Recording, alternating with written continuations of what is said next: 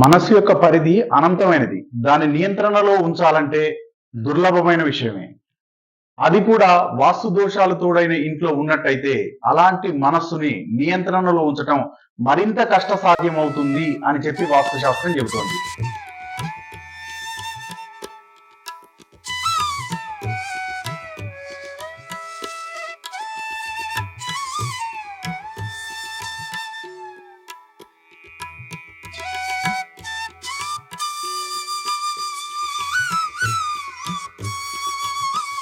మనస్సు యొక్క పరిధి అనంతమైనది. దాని నియంత్రణలో ఉంచాలంటే దుర్లభమైన విషయమే. అది కూడా వాస్తు దోషాలు తోడైన ఇంట్లో ఉన్నట్టయితే అలాంటి మనస్సుని నియంత్రణలో ఉంచటం మరింత కష్టసాధ్యమవుతుంది అని చెప్పి వాస్తుశాస్త్రం చెబుతోంది. వాస్తుశాస్త్ర నియమానుసారంగా ఒక ఇంటిని ఏకాశీతి పదవాసులో నిర్మించుకోవాలని చెప్పుకున్నాం. ఏకాశీతి పదవాసు అంటే ఎంచుకున్న స్థలాన్ని ఆయాది గణితం లెక్కగట్టిన తరువాత 10 నిలువు వరుసలు 10 అడ్డు వరుసలుగా విభజించి 81 భాగాలుగా విభజించుకోవాలి. ఒక్కొక్క భాగాన్ని ఒక పదము అంటారు. ఈ 81 పదాలను తిరిగి 45 దేవతా స్థానాలుగా విభజించుకున్నారు అని చెప్పాము. ఆ 45 దేవతా స్థానాల యొక్క ఆకారాలు, ఆభూషణాలు, ఆయుధాలు, వాహనాలు, పరివారం వీటన్నింటి ద్వారా ఆయా దేవతల యొక్క క్వాలిటీస్ ని నిర్ధారించబడతాయి.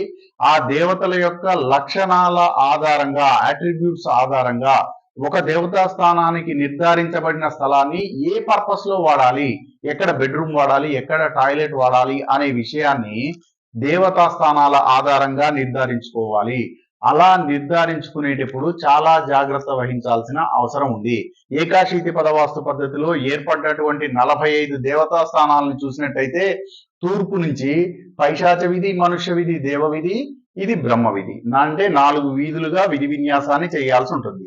పైశాచ విధి అనేటువంటి బయట ఉన్నటువంటి ఔటర్ మోస్ట్ పెరిఫరీలో 32 దేవతా స్థానాలు ఉంటాయి.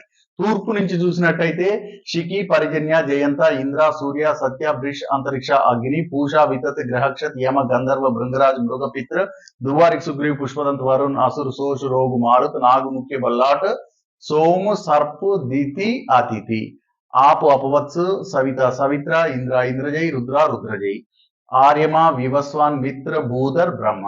లోపల 13, బయట 32. వెరసి 45 దేవతా స్థానాలు ఉంటాయి. అందులో ఉత్తరం వైపు బల్లాట్ అనేటువంటి దేవతా స్థానానికి చంద్రుడు అని నిఘంటు అర్థం చెప్పడం జరిగింది. చంద్రుడు అంటేనే మనఃకారకుడు. జ్యోతిష్ శాస్త్రంలో కూడా చంద్రుడిని మనఃకారకుడు అని చెబుతారు.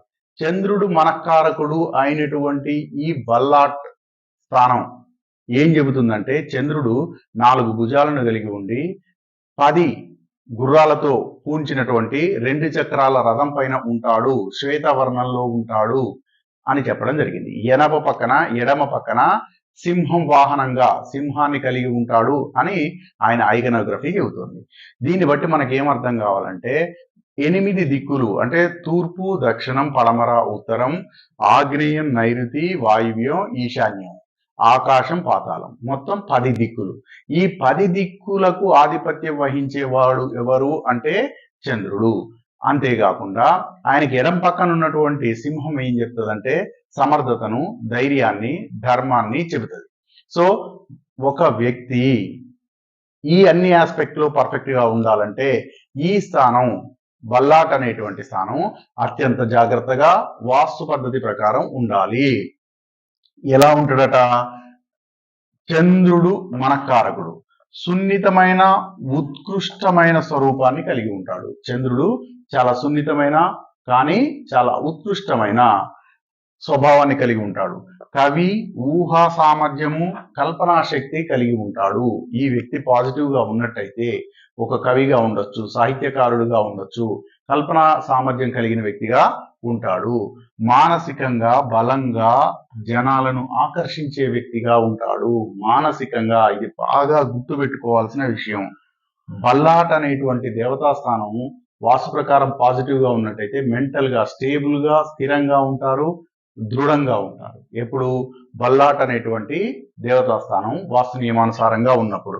నెక్స్ట్, మాట్లాడడంలో, విశ్లేషణ చేయడంలో లోతైన అవగాహనను కలిగి ఉంటాడు. ఎప్పుడు బల్లాట్ అనేటువంటి దేవతా స్థానంలో పాజిటివ్ గా ఛార్జ్ అయినప్పుడు ఆ వ్యక్తి చాలా స్పష్టంగా చాలా ఉత్కృష్టంగా మాట్లాడగలుగుతాడు, లోతైన విశ్లేషణను అందించగలుగుతాడు, జనాల యొక్క ఆకర్షణను అటెన్షన్ ను పొందగలుగుతాడు. ఇవన్నీ విషయాలతో పాటు ఒకవేళ ఈ దేవతా స్థానంలో గాని పొరపాటు జరిగినట్టయితే ఏం జరుగుతుందట? భౌతిక సుఖాలను కోరుకుంటాడు, మానసికంగా స్థిరత్వాన్ని కోల్పోతాడు, స్థిరత్వం ఉండదు. నెక్స్ట్ ఆనందం, ప్రసన్నత కోల్పోతాడు. బల్లాట్ అనేటువంటి దేవతా స్థానంలో వాస్తు లోపం ఉన్నట్టయితే స్థిరత్వాన్ని కోల్పోతాడు, భౌతిక సుఖాలను కోరుకుంటాడు, ఆనందం, ప్రసన్నత మిస్ అవుతుంది. మరి బల్లాట్ అనేటువంటి దేవతా స్థానాన్ని దేనికి వాడమన్నారంటే మెయిన్ డోర్ పెట్టుకోవడానికి చాలా బాగుంటుందని చెప్పారు. Bedroom, guest room, study room పెట్టుకోవడానికి ఇది చాలా ఉత్తమమైనటువంటి ప్లేస్ గా వాస్తుశాస్త్రం చెబుతుంది. కాబట్టి బల్లాట్ అనేటువంటి దేవతా స్థానాన్ని పర్ఫెక్ట్ గా వాడుకోవడం ద్వారా, వాస్తు నియమానుసారంగా ఉంచుకోవడం ద్వారా ఒక వ్యక్తి మానసికంగా దృఢంగా, బలంగా, శక్తివంతంగా, సమర్థవంతంగా తయారవుతాడు.